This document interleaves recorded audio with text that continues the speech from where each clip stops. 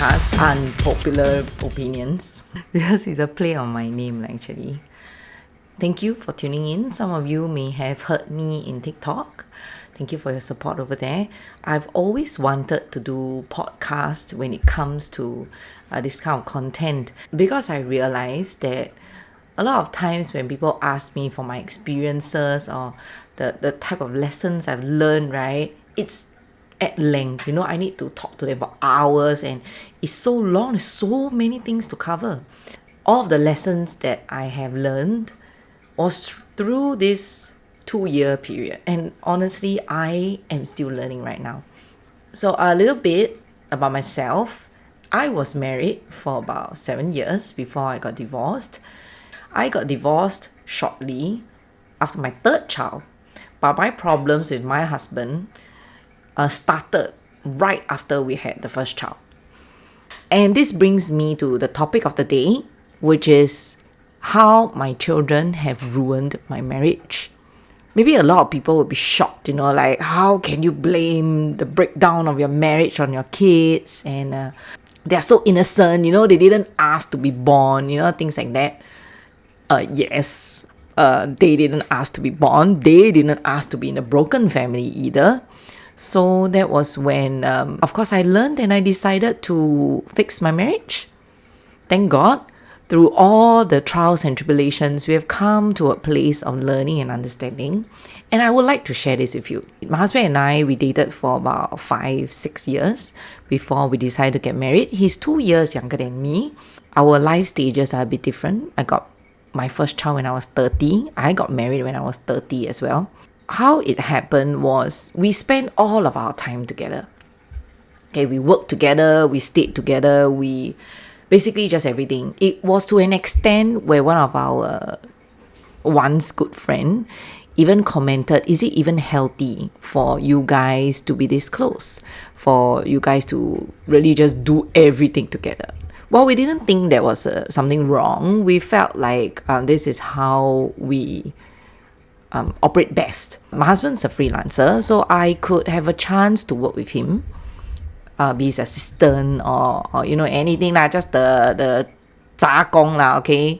So we were together all the time, and then when my body clock told me that 30 years old already lah, about time to give birth already. When I asked him whether he was ready for this, he said yes, and we went for it. I would say that a lot of couples break down during their first child, because that is when you realize that your values, your principles, your habits really clash, when you just want to take care of this one human being, right? When you are just a couple, no problem one. I watched a video recently where Ryan was saying, 我要问你一个问题吧，你不可以 take offense to it 啦。养狗跟养孩子，OK，我接下到，因为我觉得我有2只狗嘛，我也是觉得是 it feel a bit like the good parts of parenthood. So 它的分别在哪里？ Well, I've had both. And let me tell you here that raising a dog is much easier. Very simple things. Let's look at simple things. A dog can eat by itself. A dog can already walk. You don't need to teach the dog.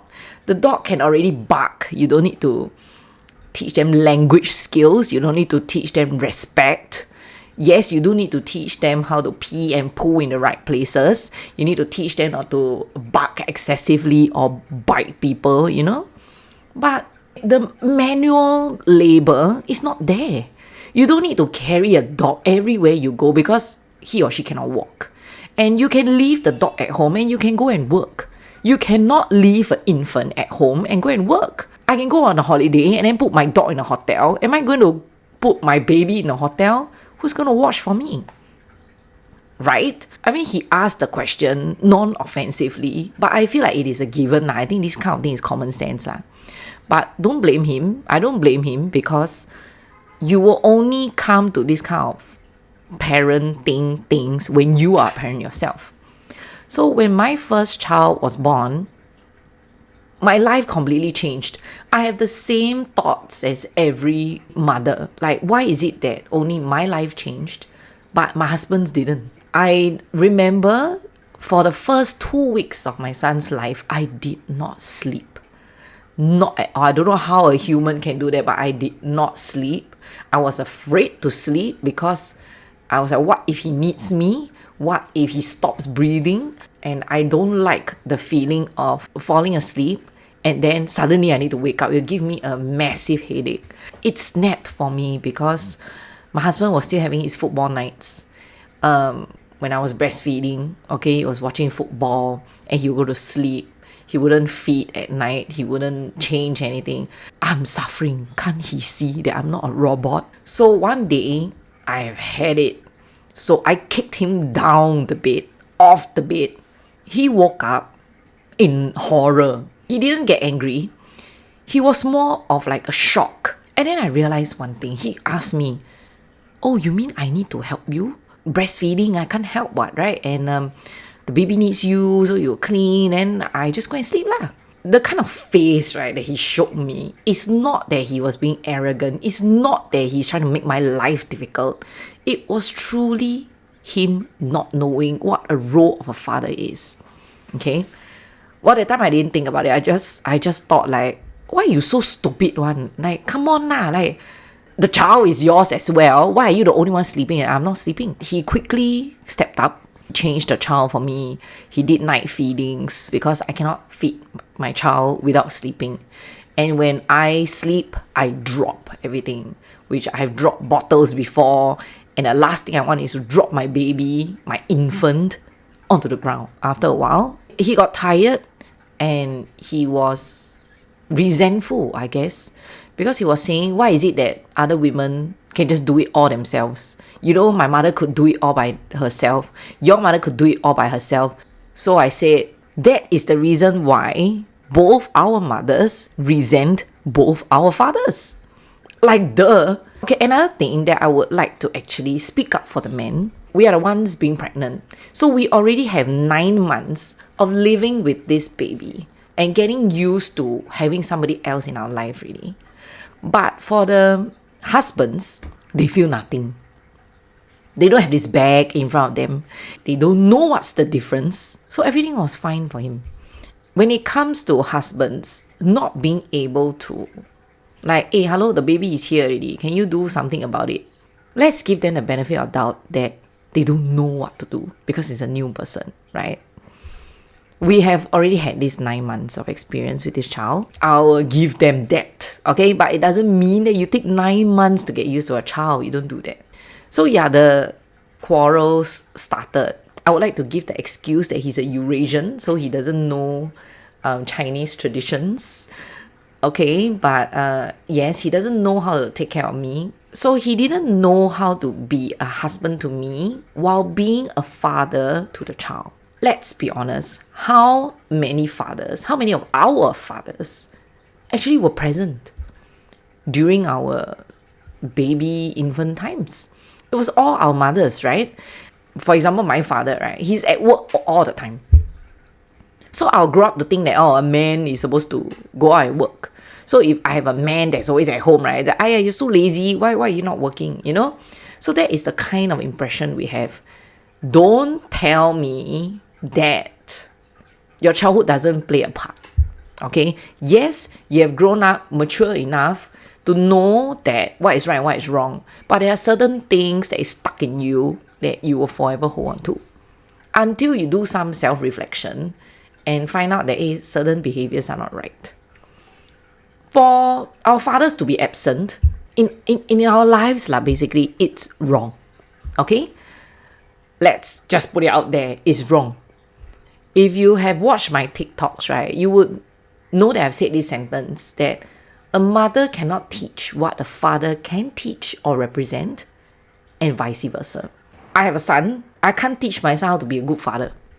What am I going to teach him? I'm going to teach him, you need to be tender to your wife. You need to pay some attention to her. Your wife does a lot of things at home. Okay, that's what I taught him. But I can't teach him, say, you need to rough it out with the football boys, getting manhandled so that he's a boy. So end up my son's going to grow up to become like me because the father not around, right? Okay, I need to be very transparent about this. I'm not shaming my parents or my in-laws. What I'm trying to show is an example of how these things are generational if we do not catch it on time. Basically, both our families, we have absent fathers, but both of us, me and my husband, we grew up very different. For example, for my husband, when it comes to absent father, his thought is, I cannot be like that to my child.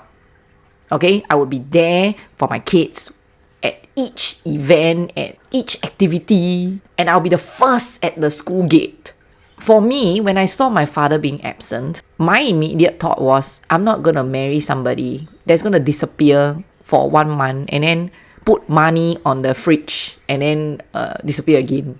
I want somebody to be with me, to go through every small and big decision. I want his presence, you know. So you see, both of us, right, we grew up in similar broken families and absent fathers and very, very strong independent women. But the lessons that we bring back in our lives are completely different. We didn't know we had this. So back to how my children affected my marriage was ever since I kicked him off the bed to take care of the kid for me, he has been so hands-on that everything he saw were the kids. And I felt like his gaze no longer came to me, it was to the kids. And every time he would come back, he would run to the kids. And then he would just say, hi, to me. That's it. It really hurt me to a point where I felt like I was his roommate, I was his nanny, was somebody that he just needed in his life to get his life in order. Okay? So that he can come back to a warm meal, so that he can come back with toilet paper, he can come back with clean clothes, he can come back with alive children. You know, I felt like I was a tool. I could not understand what was going on, but I just felt more and more neglected, more and more abandoned. And that is when communication between us completely stopped. When it comes to parenting, of course, when it comes to children, in-laws came into place. My mother helped me. And because of different ways that we want the baby to be taken care of, she left halfway during my confinement. My mother-in-law was not there, only stepped into the picture when I had my second child. My mother is a hands-on 100% watch the child. Okay, do not blink your eyes until your eyes bleed type. Okay, my mother is like that. And she will drop everything for the child. Okay. My mother-in-law, on the other hand, let the child be independent as fast as you can. Both are not wrong. Both are not right. So again, the kids cause this rift between us and our in-laws. So I decided to stop the external noise and just get a helper. This clip, you have already heard that there are 2 factors that how my kids have ruined my marriage. So number 1, their appearance actually caused us to have differences in parenting, differences in expectations. And the second one is the in-laws, because of the values, the kind of things that we need to go through just because we need their help. Your whole lifestyle is turned upside down because you have this helpless person depending on you. And we have not even gotten used to one child. We already have a second. When our second child came, internal problems were not that much because we were honestly just too exhausted to have to deal with each other. It was more problems with the extended family, with the help that we needed. Yes, we already have 2 helpers, but we feel more comfortable if there's a family member that can watch. Okay, another thing that happened, the third point, we were no longer sleeping on the same bed together. There is one warning that I would like to let all new parents know. Do not put your baby in between you and your spouse.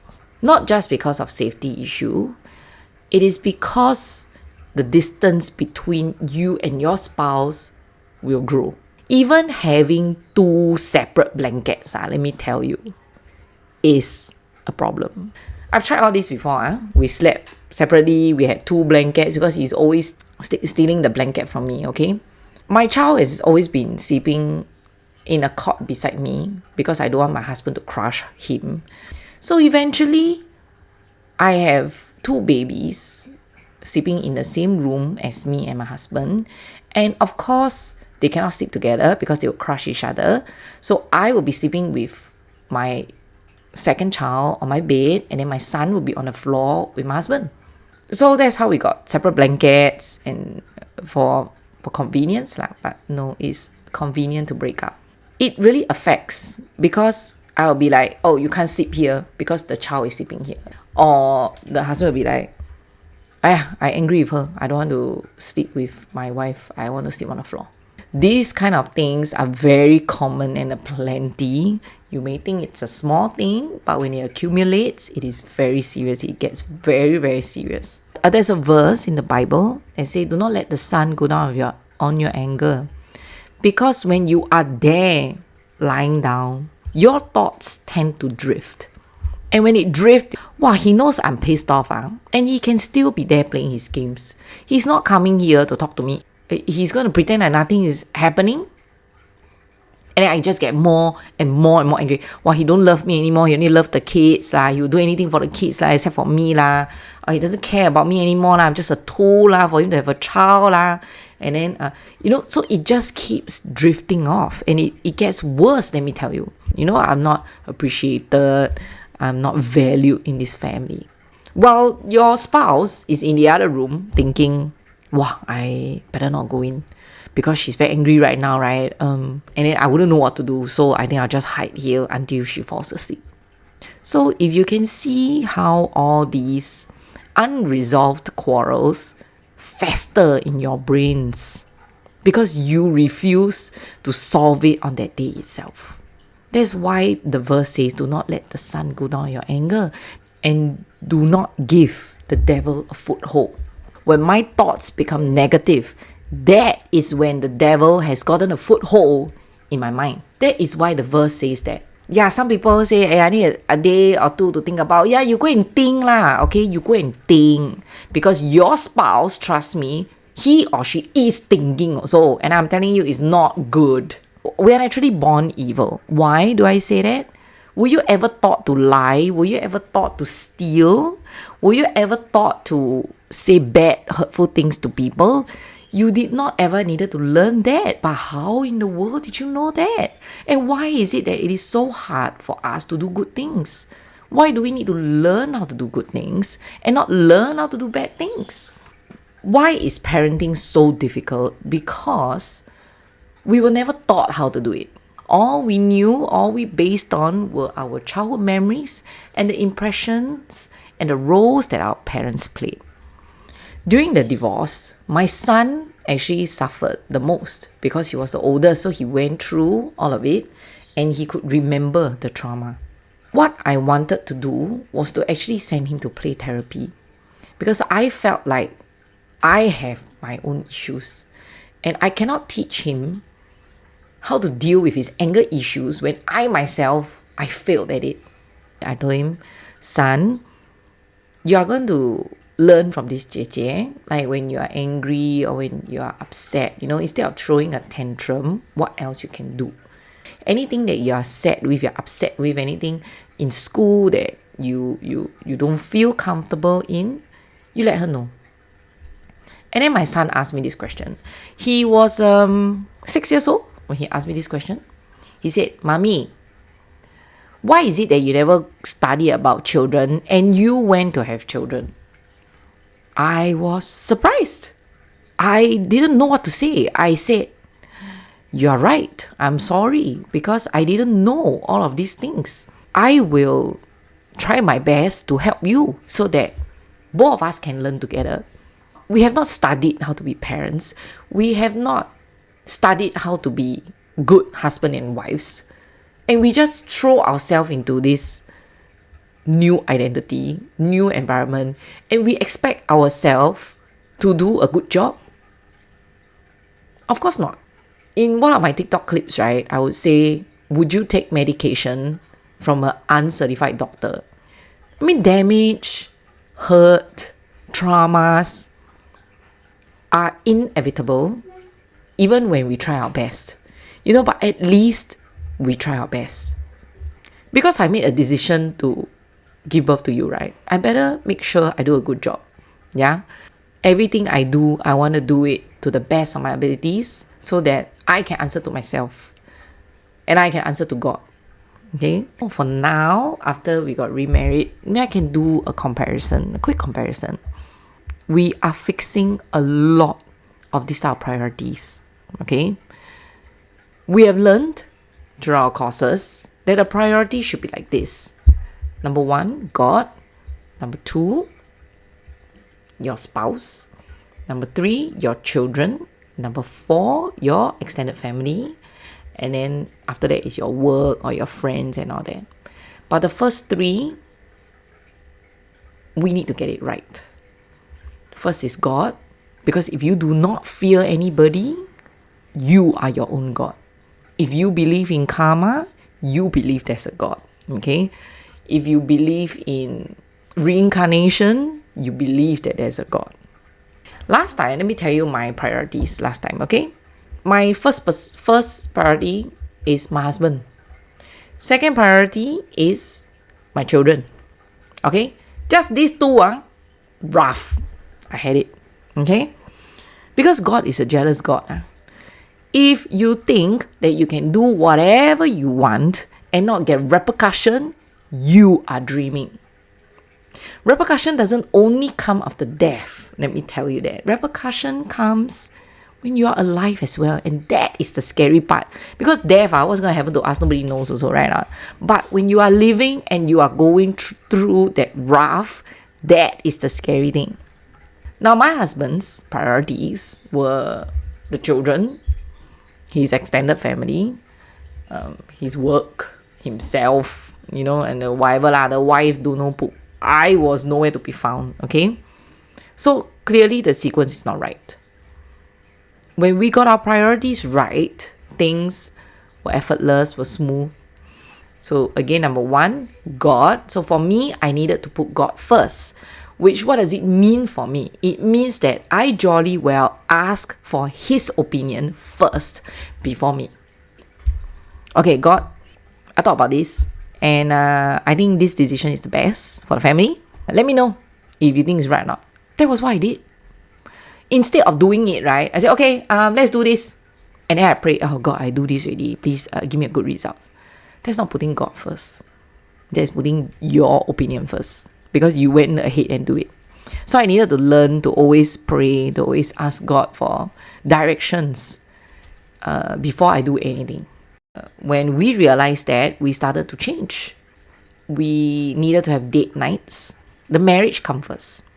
Without the marriage, there's no kids.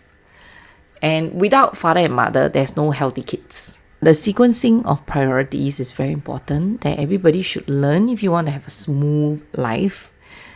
Everything is not about money. To me, I feel the things that money cannot buy is the problem. It can be bought with money. It is not a problem. I mean, you have hands, you have legs, you have an education. Get a job and then your problem is solved, right? But it's things that are like family ties, love, forgiveness, wisdom. Things like that cannot be bought. Okay, so in a nutshell, I would like to say that it is not really my kids that causes us the problem, that ruined my marriage. It is again how we have failed to prioritize each other, how our childhoods have shaped us to respond to parenting that way. And that is a cause that I really need all young couples before you get married to get. Because if you realize a lot of couples divorce after their first child. My channel is not here to bash anybody. I honestly feel that a lot of things we don't know. Okay, we are not exposed to. It's generational, and a lot of times people refuse to break out of the mold. And let me tell you one thing, self-reflection is a very hard thing to do, and it's not for the faint of hearts. Okay, you will realize that a lot of things that you've been doing are wrong. And some people will say that this self-blaming has got to stop. Now, let me tell you this. There's a thin line between self-blaming and denial. Sometimes I blame myself also. Like, my children's childhood is filled with wreckage because of me. Oh, yes, it is because of me. Yes, it is. So I jolly well step up, help them heal. Instead of just leaving it to them. I have to fight this. If not, my children will have to fight this. What do I mean by that? I need to fix this broken marriage curse in front of my kids. I'm not going to fix it with somebody else. I need to fix this with their father. And I need to heal the hurt that I've caused them by changing myself, bettering myself for them, and giving them tools so that when they face the same things next time in their own marriages, they know how to solve it. If they don't know how to solve it, they're going to divorce just like me and then go and find somebody else, have remarriage issues. So I do the hard work now so that they don't have to. I think as a parent, this is what you need to do. It is a responsibility that you cannot escape. You want to have kids, you jolly well know that an apple don't fall far from a tree. Okay? So yes, feel free to leave me some comments below. Let me know if you disagree. Let me know if you like this type of content. Please subscribe. Also like, so that it really helps my clip to appear amongst all these worldly content. You know, things are broken, just throw them away. Fast fashion, fast food, not fast marriages. Okay, it doesn't work that way. Yeah? Thank you very much for listening to me, and I'll see you in the next one.